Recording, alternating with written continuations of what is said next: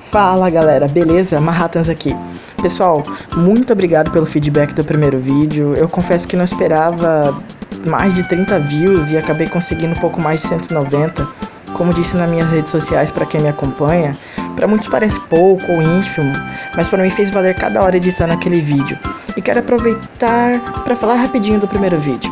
Eu recebi crítica da galera que assistiu, dando dicas e sugestões, anotei e considerei todas elas. Espero que nesse vídeo eu possa ter melhorado o suficiente, mas é aquela coisa, até os prédios mais altos começaram de baixo. Então peço duas coisas, paciência e confiança. Então, bora deixar de enrolação e vamos pro vídeo. Please take a look.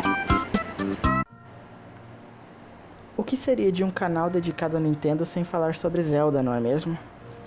Ah, Zelda, a minha franquia preferida dentre todas as milhares que a Nintendo tem, superando até mesmo o maior carro-chefe da empresa, o Mario. No último dia 21 de fevereiro, a franquia Zelda comemorou 32 anos desde o lançamento do primeiro jogo, The Legend of Zelda, para o Nintendo Entertainment System, o Nintendinho, isso lá no Japão.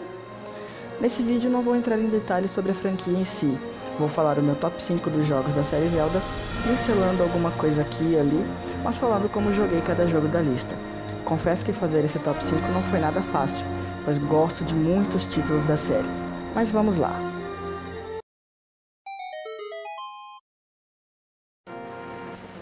Em quinto lugar, The Legend of Zelda: Link to the Past.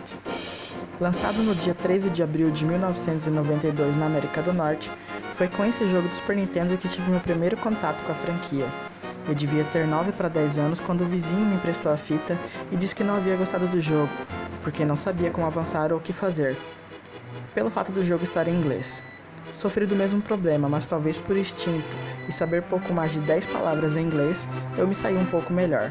Lembro que na época eu usava dicionário de inglês para português, tentando traduzir alguns diálogos-chave para avançar na história. A história do jogo consistia no herói Link, um jovem destinado a salvar o reino de Hyrule, impedir a volta de Ganon e, além de salvar 7 donzelas descendentes dos antigos sábios, salvar a princesa que dá nome ao jogo, a Zelda. Sim, esse cara aqui não é a Zelda, mas confesso que eu, assim como muitos, achava que o Link se chamava Zelda. O jogo trazia uma trilha sonora fantástica, uma arte gráfica muito linda para a época e personagens marcantes. Zerar esse jogo foi um feito enorme e levei pouco mais de um ano para zerar por causa da questão do jogo estar em inglês, mas o lado bom é que com isso eu passei a ter um vocabulário melhor em inglês, que me permitiu entender de forma mais rápida os outros jogos. Acho que muitos gamers aprenderam inglês básico jogando videogame, muito mais do que o verbo to be que a gente estudava na escola. Em quarto lugar, The Legend of Zelda e o Oráculo das Eras e Estações. Meu quarto lugar ficou com 2 jogos, parece confuso não? Mas esses jogos meio que são contraparte um do outro e é isso que os torna especiais.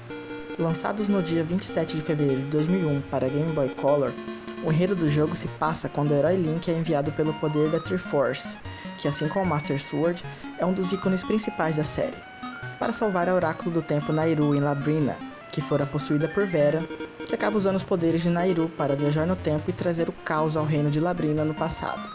Dessa forma, Link fica incumbido de salvar aquele reino, coletando as 8 essências do tempo, usando a Harp of Ages, Harpa das Eras, que também permitia viajar no tempo. Após os acontecimentos do Oráculo do Tempo, você poderia, através de um código dado ao fim da jornada, usá-lo para começar um novo jogo em Oráculo das Estações, mantendo suas memórias da aventura do outro jogo. Isso foi algo que me deixou boquiaberto na época, porque era algo surreal, ainda mais vindo de um Game Boy Color. Dessa vez Jean, a Oráculo das Estações, havia sido sequestrada por Onox, o que causou um desequilíbrio nas terras de Holodrum. Dessa vez Link terá que coletar 8 essências da natureza, usando além das clássicas espada, escudo e itens secundários para resolver puzzles e derrotar inimigos, o item central, a Rod of Seasons, ou simplesmente Vara das Estações. Com o desenrolar da aventura, é revelado que tanto Vera e Onox estavam apenas sendo manipulados pelas Twinrova, na ressurreição do Rei das Trevas Ganon. Eu passei muitas horas jogando esses 2 jogos, e com certeza gastei muito dinheiro com pilhas para desfrutar de tudo isso.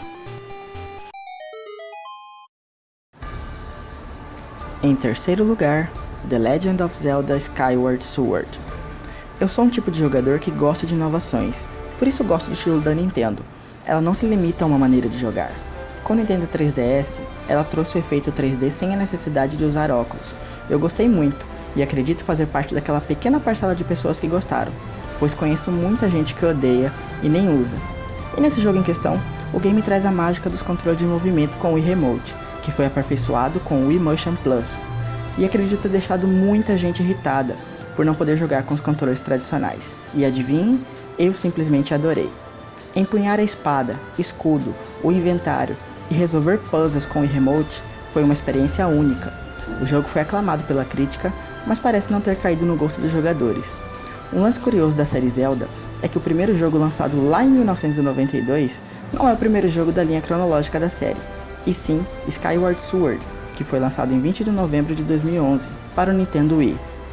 Acredito que a Nintendo nunca se preocupou com a cronologia em si, mesmo colocando easter egg em vários jogos, e ela acabou criando a cronologia oficial mais por pressão dos fãs, que estavam tentando ligar um jogo ao outro. Aí foi criado Hyrule Easter, mas claro, essa é a minha opinião sobre esse ponto. A história segue o protagonista Link, que explora os céus ao redor das ilhas flutuantes em Skyloft e as terras abaixo, contando detalhadamente a história por trás da Master Sword, que, como disse anteriormente, é um dos elementos mais presentes na maioria dos jogos da série, e salvar a Princesa Zelda, sua amiga de infância. Vocês devem estar se perguntando, por que vira e mexe o jogo gira em torno de Link e Zelda, mesmo se passando muitos anos entre um jogo e outro em sua história? Simples protagonismo? Não. Tem uma história por trás disso e vou explicar rapidamente para quem não sabe. Zelda nada mais é que Hylia, uma antiga deusa que criou a espada da deusa, que mais tarde viria a ser a Master Sword, e abriu mão de sua divindade para renascer entre os residentes de Skyloft, e em seus momentos finais confiou a uma Sheikah a tarefa de proteger sua futura encarnação. Demais é o principal vilão da trama e desafia Link a uma batalha, onde Link sai vitorioso e restaura a alma de Zelda para o seu corpo. Com seus últimos suspiros, Demais promete que uma encarnação dele vai renascer com ódio em um ciclo sem fim, amaldiçoando aqueles com o sangue da deusa ou o espírito do herói, no caso Link. Após o corpo de Demais se dissolver, a consciência dele é absorvida para Master Sword. A maldição de Demais sobre a encarnação do ódio parece explicar as razões da existência de Ganondorf e as tribulações que ele implica para Link e a vários descendentes de Zelda. Essa ideia é apoiada pela semelhança entre Demais e Ganondorf e as aparições frequentes de Ganon em toda a série. Resumindo, Link e Zelda sempre estão reencarnando, Zelda pela sua essência divina, Link pela bravura em suas lutas contra o mal e Demais que jurou renascer para levar o caos à linhagem de Link e Zelda. Por essa razão, quase sempre a história do jogo gira em torno desses três personagens. A música foi composta por uma equipe liderada por Hajime Wakai, e foi o primeiro jogo da série The Legend of Zelda a usar uma orquestra para a maioria das faixas, e na minha opinião, é a melhor trilha sonora de toda a série.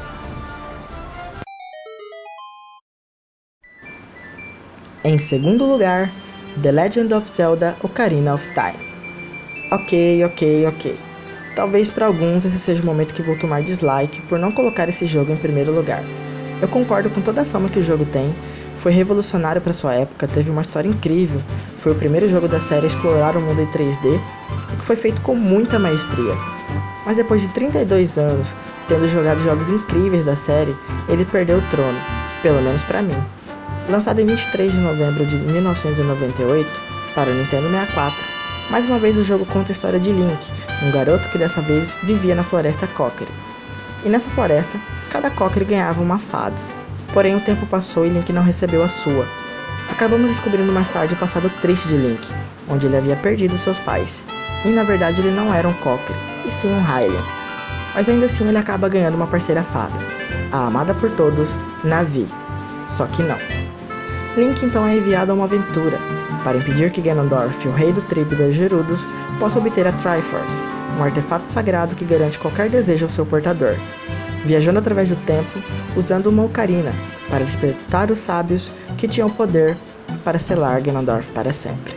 O clímax desse jogo para mim foi quando peguei a Master Sword pela primeira vez, e despertei no futuro com o Link na forma adulta.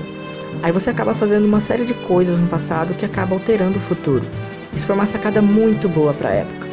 Em 19 de junho de 2011, o jogo ganhou uma versão remasterizada para o Nintendo 3DS, trazendo gráficos melhorados efeito 3D maravilhoso e o jogo foi super aclamado. E em primeiro lugar, The Legend of Zelda Breath of the Wild. Então chegamos ao primeiro lugar. Alguns podem achar que ele ficou com essa posição pelo fato de ser o jogo mais recente da série, mas para quem jogou, sabe do que eu estou falando. A história desse jogo é a mais crua de toda a série. Segue o protagonista Link, que acorda em uma Hyrule totalmente devastada, após 100 anos de sono, e precisa recuperar suas memórias, libertar as Divine Beasts, para livrar as terras de Hyrule do grande mal causado pela chegada de Calamity Ganon. Mas o foco desse jogo não é a história em si, e sim a exploração. A liberdade que esse jogo te dá é algo que eu, particularmente, nunca havia visto em nenhum outro jogo que eu já tenha jogado. A física se faz presente de uma forma intensa, e praticamente tudo o que você imagina fazer é possível.